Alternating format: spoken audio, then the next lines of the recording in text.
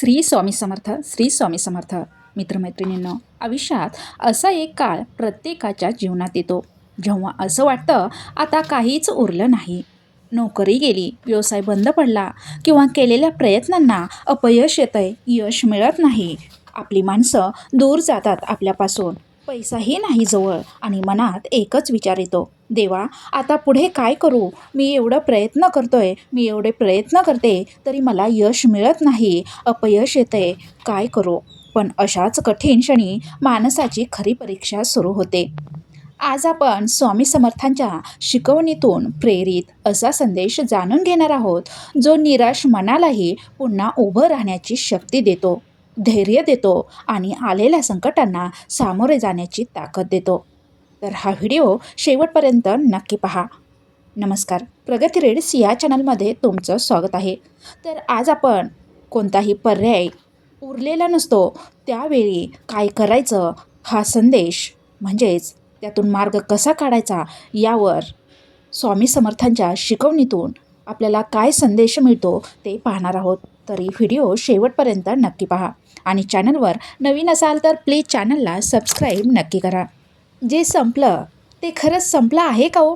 पहा, आपण म्हणतो आत्ता सगळे संपलं, पण जोपर्यंत आयुष्य आहे, जोपर्यंत जीवन आहे, जोपर्यंत आपले हातपाय चालतात, आपण काम करू शकतो, बलवान असतो, तोपर्यंत कोणताही पर्याय आपल्यासाठी बंद होत नाही.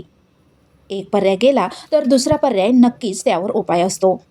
स्वामींच्या शिकवणीत एक गोष्ट स्पष्ट दिसते, जे निघून गेलं आहे ते तुमच्यासाठी नव्हतंच, जे तुमचं आहे ते योग्य वेळी तुमच्याकडे येणारच.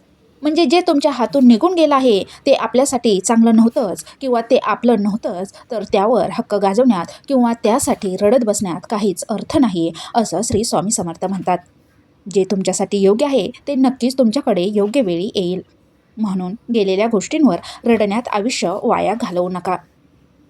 पुढे पाहूयात, अंधार कायम राहत नाही.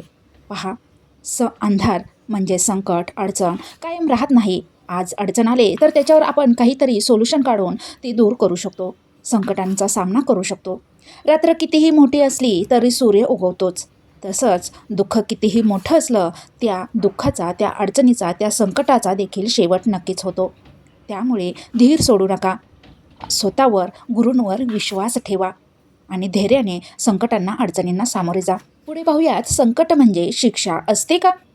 तर अजिबात नाही. संकट, अडचण म्हणजे ही आपल्याला दिलेली शिक्षा अजिबात नसते.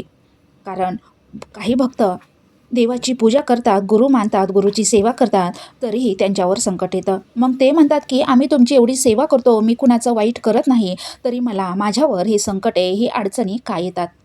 पण तसं नसतं. संकटातूनच आपल्याला काही अनुभव येत असतात, त्यातूनच आपलं धैर्य मजबूत होत असतं, संकटांना सामोरे जाण्याची ताकद वाढत असते.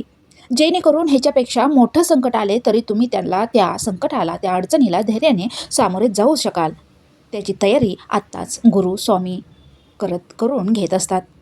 देव मला शिक्षा देतोय असं आपण म्हणतो, पण प्रत्येक संकट तुमच्यातील ताकद जागी करण्यासाठी येत असतं, हे लक्षात ठेवा. सोने जसं अग्नीत तापवून त्याला आकार देऊन चांगलं चमकदार निघतं, तसंच माणूस संकटातून महान बनतो, हुशार बनतो, त्याला अनेक चांगले अनुभव येतात. पुढे पाहूया, स्वतःवरचा विश्वासाबद्दल. तर अशा प्रत्येक वेळेस स्वतःवर विश्वास ठेवा, स्वामींवर, गुरूंवर विश्वास ठेवा, खचून जाऊ नका, कारण तीच तर तुमची सर्वात मोठी ताकद असते. लोक तुमच्यावर विश्वास ठेवणार नाहीत, पण तुम्ही मात्र स्वतःवर विश्वास ठेवा, स्वामींवर, गुरूंवर विश्वास ठेवा. देव त्याच माणसाला मदत करतो जो स्वतः चालायला तयार असतो. पुढे पाहूया, प्रत्येक गोष्ट योग्य वेळी मिळते का? आज नाही मिळालं, उद्या मिळेल, उद्या नाही तर योग्य वेळ आल्यावर नक्की मिळेल. त्यासाठी संयम ठेवा, धीर ठेवा, खचून जाऊ नका, मागे वळून पाहू नका, कारण योग्य वेळी तुम्हाला नक्कीच तुमचं यश मिळेल. प्रत्येक अपयश काहीतरी शिकवून जात असतं. जर तुम्ही हरलात तर 2 गोष्टी मिळतात, अनुभव आणि पुन्हा जिंकण्याची तयारी. त्यामुळे स्वतःवर विश्वास ठेवा. अपयश आलं तरी खचून जाऊ नका. अपयश ही यशाची पहिली पायरी असते असं मानून पुढे चालत राहा. पुढे पाहूयात, देव आपल्याला आपल्या श्रद्धेचे, आपल्या भक्तीचे फळ द्यायला उशीर करतो का? देव उशीर करतो, पण अन्याय मात्र करत नाही. आज तुमच्या प्रार्थनेचे उत्तर मिळालं नाही याचा अर्थ देवाने तुम्हाला नकार दिला, देवाने तुमच्याकडे दुर्लक्ष केलं असं नाही. कदाचित तुमची योग्य वेळ अजून आलेली नसेल, म्हणूनच देवाने तुम्हाला लगेच कृपा केली नसेल. त्यामुळे कितीही संकट अडचणी आल्या तरी स्वतःवरचा, गुरूंवरचा, स्वामींवरचा विश्वास ढळू देऊ नका. तीच तर खरी तुमच्या जीवनाची परीक्षा असते, भक्तीची परीक्षा असते. पुढे पाहूया नामस्मरणाची शक्ती. मन खूप अस्वस्थ असेल तर काही मिनिट शांत बसा. फक्त मनापासून म्हणा, श्री स्वामी समर्थ, श्री स्वामी समर्थ. नाम मनाला स्थिर करतं. लोक काय म्हणतात याचा विचार अजिबात करू नका. जगाचं काम बोलणं हेच असतं. चांगलं राहिलं तरी लोक नावच ठेवतात, वाईट राहिलं तरी नावच ठेवतात. तुमचं काम फक्त तुमच्या टार्गेट यशाकडे लक्ष देणं आणि त्यासाठी झटत राहणं. एक दिवस सर्व बदलणार आहे. आज तुम्ही रडत आहात, उद्या तुमच्या यशाची गोष्ट लोक सांगतील. म्हणून अजिबात हार मानू नका. अशा प्रकारे आपण हा मोटिवेशनल काही 4 गोष्टी ऐकल्या. तर माझंही बघा, प्रत्येकालाच काही अडीअडचणी असतात, पण स्वामींवर विश्वास ठेवा.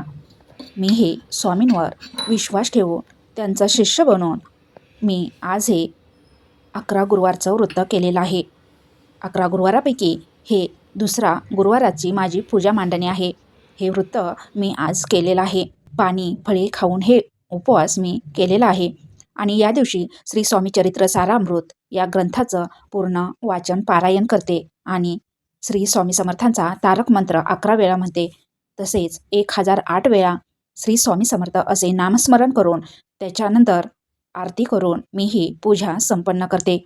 तर अशाच प्रकारे तुम्हालाही जीवनात काही अडचणी वाटत असेल, म्हणजेच जीवनाला मनशांती हवी असेल, कोणाचा तरी पाठिंबा हवा असेल, जीवनात कोणाचा तरी पाठिंबा हवा असेल, तर नक्कीच तुम्हीसुद्धा श्री स्वामी समर्थांच्या चरणी जाऊन नतमस्तक होऊ शकता. आणि तुम्हीही हे 11 गुरुवारचं व्रत करू शकता. अगदी सोप्या पद्धतीने आपल्या कुवतीने ही पूजा मांडू शकता आणि श्री स्वामी समर्थ चरित्र सारामृताचं पारायण, नामस्मरण, तारक मंत्र हे वाचू शकता, म्हणू शकता, नामस्मरण करू शकता. जर आज तुमच्या आयुष्यात खूप अंधार असेल तर लक्षात ठेवा, मेणबत्ती अंधारातच प्रकाश देते. सूर्य उगवण्याआधी रात्र सर्वात जास्त काळी असते.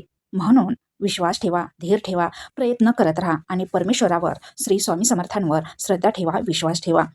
जर हा संदेश तुमच्या मनाला स्पर्श करून गेला असेल तर हा व्हिडिओ अशा व्यक्तीपर्यंत नक्की पोचवा जे आज खूप निराश आहे. कमेंटमध्ये एकदा नक्की लिहा श्री स्वामी समर्थ. आणि अशाच प्रेरणादायी, आध्यात्मिक आणि जीवन बदलणाऱ्या संदेशासाठी आपल्या चॅनलला नक्कीच सबस्क्राईब करा. काही चुकलं असेल तर क्षमा असावी. श्री स्वामी समर्थ, श्री स्वामी समर्थ. कमेंटमध्ये नक्की लिहा श्री स्वामी समर्थ. धन्यवाद.